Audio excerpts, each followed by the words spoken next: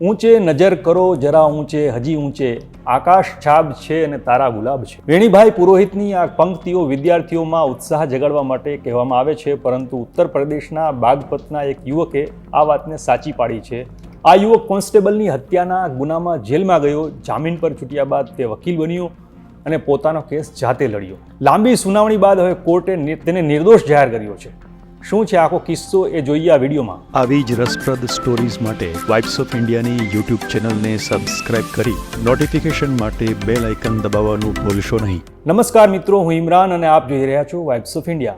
બાગપતના બળોદ તાલુકા વિસ્તારના કિરઠલ ગામમાં રહેતા ગજેસિંહનો 18 વર્ષનો દીકરો અમિત ચૌધરી વર્ષ 2011માં તે શામલી જિલ્લામાં તેની મોટી બહેનના સાસરે ગયો. ત્યાં 2 પોલીસ કર્મીઓ પર જીવલેણ હુમલાની ઘટના બની, જેમાં એક પોલીસ કર્મીનું મોત થયું. આ હત્યા કેસમાં કુલ 17 લોકોને આરોપી બનાવવામાં આવ્યા હતા, જેમાં અમિત ચૌધરીને પણ જેલમાં મોકલવામાં આવ્યો. જ્યારે અમિત ચૌધરી જેલમાં ગયો એ સમયે તે BA નો વિદ્યાર્થી હતો.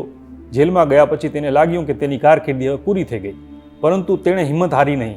તે જાણતો હતો કે પોતે નિર્દોષ છે અને 2 વર્ષ પછી જ્યારે તેને જામીન મળ્યા ત્યારે તેણે મનમાં નક્કી કર્યું કે તેણે કંઈક એવું કરવું જોઈએ જેથી તેના માથેથી હત્યાનો ડાઘ ધોવાઈ શકે. જામીન પર જેલમાંથી છૂટ્યા બાદ અમિત ચૌધરીએ પહેલાં તો તેનું અધૂરું ગ્રેજ્યુએશન પૂરું કર્યું, પછી કાયદાનો અભ્યાસ કર્યો અને વકીલાત શરૂ કરી. એટલું જ નહીં, તેણે પોતાનો કેસ જાતે લડ્યો અને 12 વર્ષની લાંબી સુનાવણી પછી સપ્ટેમ્બર 2023માં કોર્ટે તેને નિર્દોષ જાહેર કર્યો. નિર્દોષ જાહેર થયા પછી જાણે તેનો નવો જન્મ થયો. અમિત ચૌધરી કહે છે કે તેનું સપનું આર્મીમાં જોડાઈને દેશની સેવા કરવાનું હતું, પરંતુ આ કેસમાં ફસાઈ ગયો અને તેનું સપનું જ રહી ગયું. હવે તેણે નક્કી કર્યું છે કે તે ક્રિમિનલ જસ્ટિસમાં PhD કર્યા પછી પ્રોફેસર બનશે. અમિત ચૌધરી કહે છે કે તે એવા લોકોની મદદ કરવા માંગે છે જે લોકો ખોટા કેસમાં ફસાયેલા છે અને જેલમાં છે.